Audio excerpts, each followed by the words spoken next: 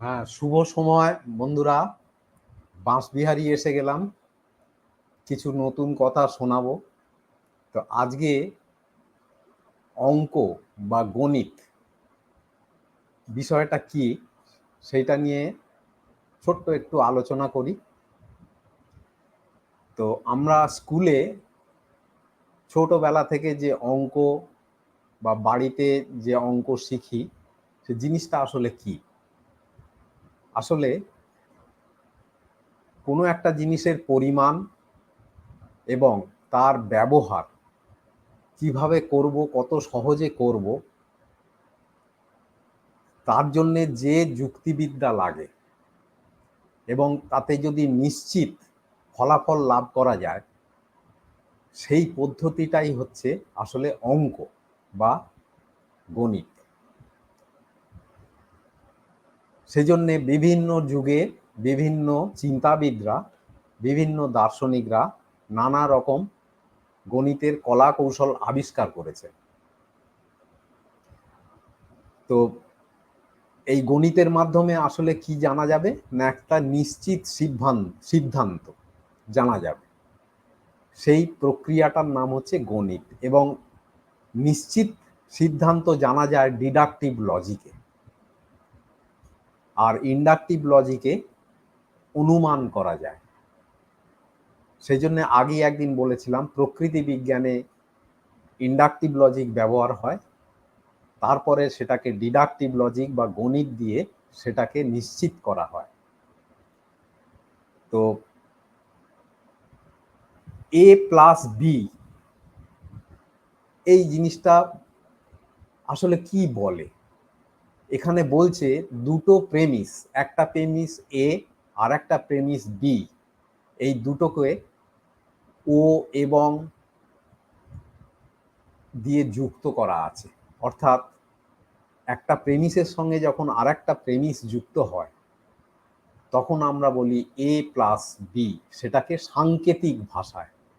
অর্থাৎ আমরা গণিতে যত সাংকেতিক ভাষা ব্যবহার করি,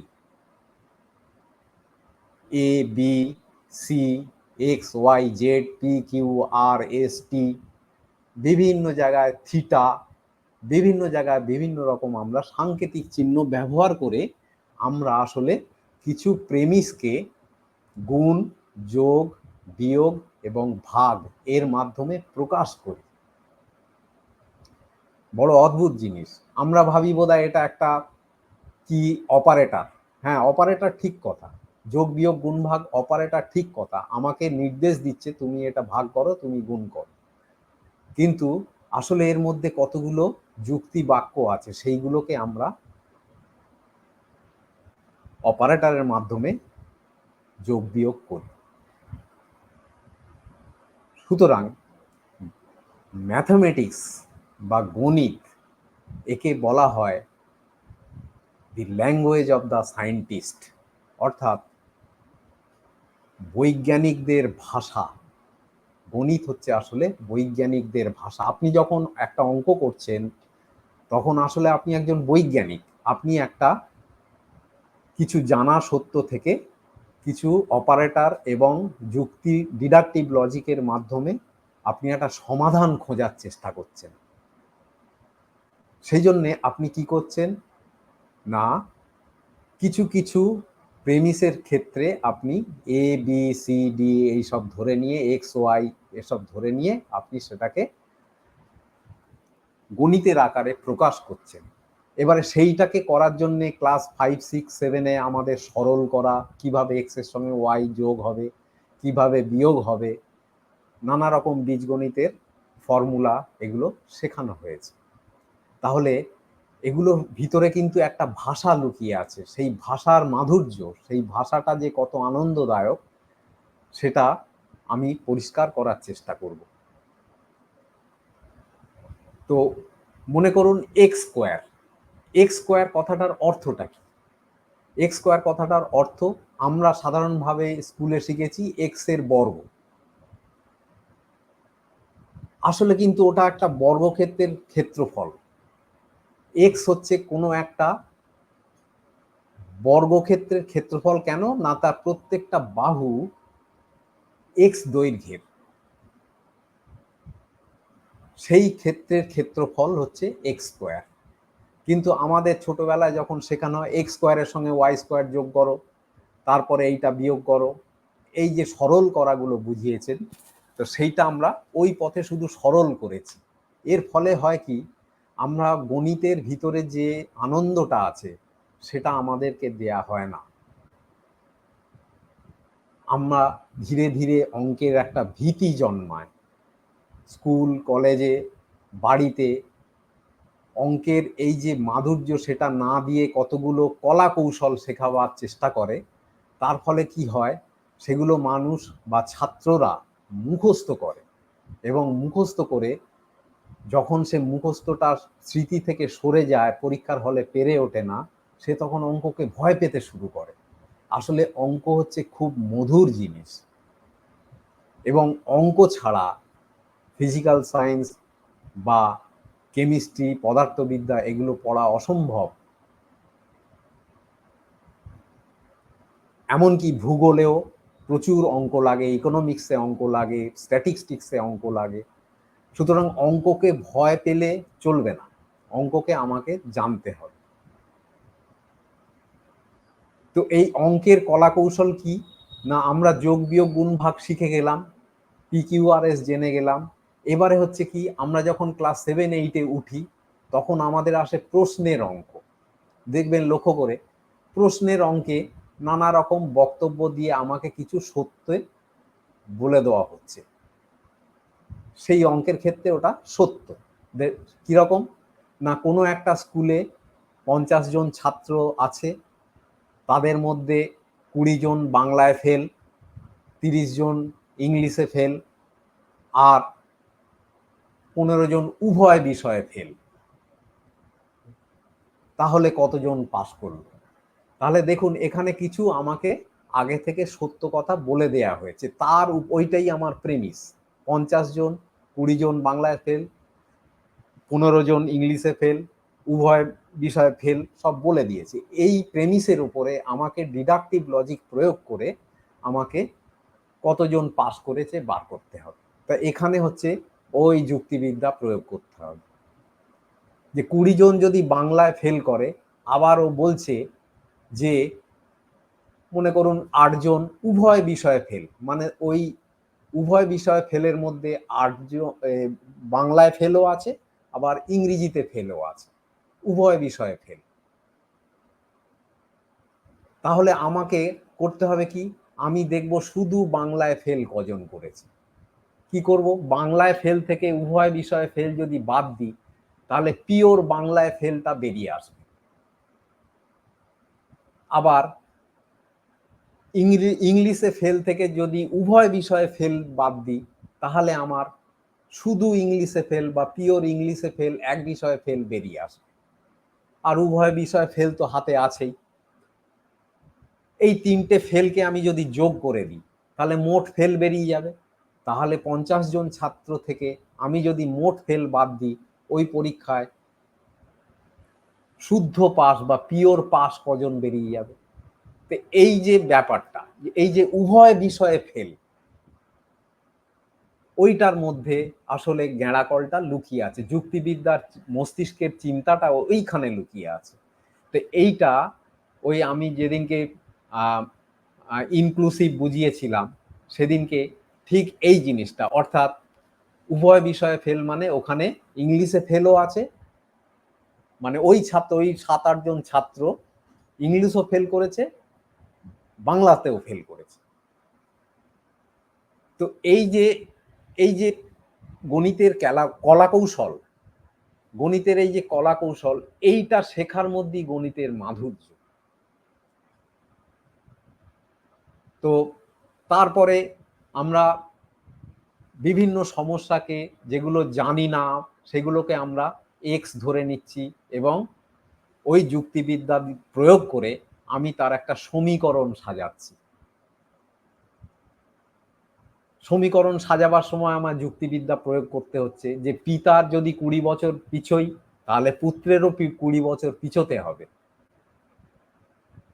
তবে আমি সমীকরণটা স্থাপন করতে পারবো, যদি পিতা পুত্রের বয়সের সমষ্টি দিয়ে যে অঙ্কগুলো দেয়।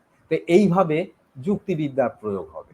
এবারে হচ্ছে সমীকরণ হলো, তাহলে মনে করুন একটা সমীকরণ 2x square plus 3x plus 5 equal to 0, এটা একটা সমীকরণ। কিন্তু ই ইকুয়াল টু mc স্কোয়ার এটা কিন্তু সমীকরণ নয়। এখন আপনি বলবেন আমি বুঝবো কি করে কোনটা সমীকরণ কোনটা সমীকরণ নয়? দুটোরই মাঝখানে দেখুন সমান চিহ্ন আছে। বিষয়টা হচ্ছে এইরকম, যদি কোনো একটি সম্পর্ক থেকে ওই আননোন, ওই যে x 2x square plus 3x plus 5 equal to 0, এই এক্স এর মানটা বার করা সম্ভব হয়, এবং তার দেখুন যেহেতু আমি 2x স্কোয়ার বলেছি, তাহলে এক্স এর মাত্র দুটো মান থাকতে পারে, দুটো বীজ থাকতে পারে। তাহলে যে সম্পর্ক থেকে অজানা রাশির মান, নির্দিষ্ট মান বার করা সম্ভব হয় তাকে বলা হয় সমীকরণ। কিন্তু ই ইকুয়াল টু mc স্কোয়ার, এখানে ই এর মান এম আর সি স্কোয়ারের উপরে নির্ভর করছে। অর্থাৎ এম ভরের মান যদি চেঞ্জ হয়ে যায়, সি নয় আলোর গতিবেগ কোনোদিন চেঞ্জ হবে না, ঠিক আছে, কিন্তু এম এর ভর যদি চেঞ্জ হয়ে যায় তাহলে ই এর ভর চেঞ্জ, ই এর মান চেঞ্জ হয়ে যাচ্ছে। অর্থাৎ একটা অপরের উপরে নির্ভরশীল। ই এর নির্দিষ্ট কোনো কটা মান এরকম আগের সমীকরণের মতন এরকম পাওয়া যাবে না। এম এর অসংখ্য মানের জন্য ই এর অসংখ্য মান পাওয়া যাবে। এটাকে বলা হবে অভেদ, ওটা একটা রিলেশন। কিন্তু 2x square plus 3x plus 5 equal to 0, এখানে x এর দুটো নির্দিষ্ট মান পাওয়া যাবে, এই জন্য এটা সমীকরণ। আর E equal to mc square হচ্ছে একটা অভেদ বা রিলেশন। তো এইভাবে এলো সমীকরণের ধারণা।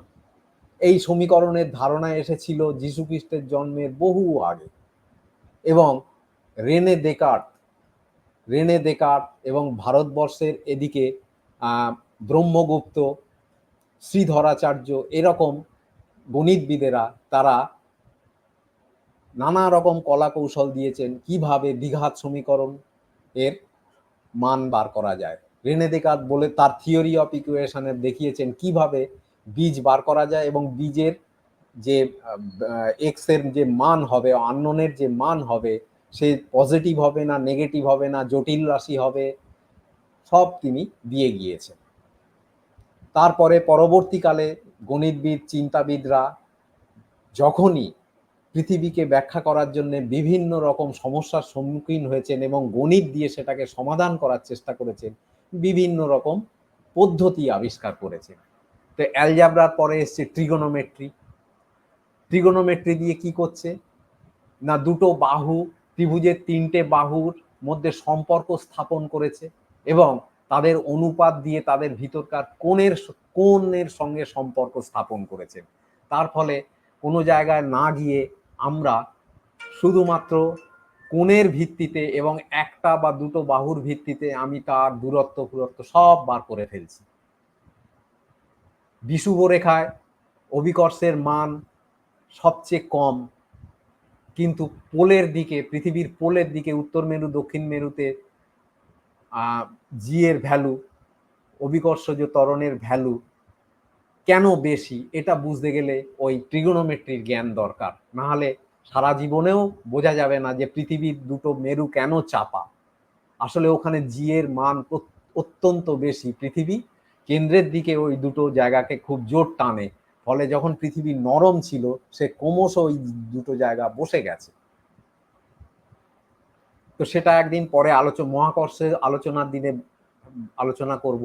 তো এইভাবে ট্রিগোনোমেট্রি এলো। তারপরে যখন অণু পরমাণুতে গেল মানুষ, তখন এলো ভ্যারিয়েশন, ভেদের অ্যালজাবরা এলো। অর্থাৎ একটা জিনিসের পরিবর্তনের সঙ্গে আরেকটা জিনিস কিভাবে পরিবর্তিত হয় সেইটার জন্য এলো ভেরিয়েশন। বয়েলস ল, চার্লস লতে আমরা দেখছি ভেদ, চাপ পরিবর্তিত হলে কি করে আয়তন পরিবর্তন হয়, একটার সঙ্গে আর একে বলে সহ পরিবর্তন পদ্ধতি যুক্তিবিদ্যার, সেইটা থেকে এলো ভেদ।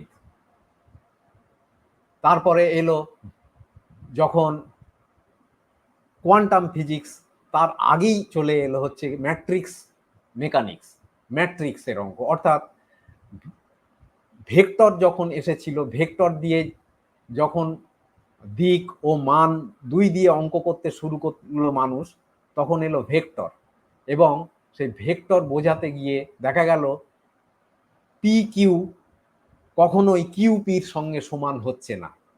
আমরা কিন্তু সাধারণ অ্যালজেব্রায় দেখেছি A B equal to B A, বিনিময় পদ্ধতি সম্ভব, কিন্তু ভেক্টরের ক্ষেত্রে সেটা সম্ভব নয়। তখন নিউটন নিয়ে এলেন পারমুটেশন পদ্ধতি, কম্বিনেশন পদ্ধতি। এরপরে চলে এলো ওই ভেক্টরের অ্যালজেব্রা, এবং সেই দিয়ে কি হলো, কোয়ান্টাম মেকানিক্স তৈরি হলো। তার আগে এলো ম্যাট্রিক্স মেকানিক্স, তারপরে ওয়েভ মেকানিক্স। তাহলে এই যে অ্যালজেব্রার নানা রকম কলা কৌশলের ফলে অণু পরমাণুকে ব্যাখ্যা করা সম্ভব হলো, এবং সঙ্গে সঙ্গে মহাবিশ্বকে ব্যাখ্যা করা সম্ভব হলো।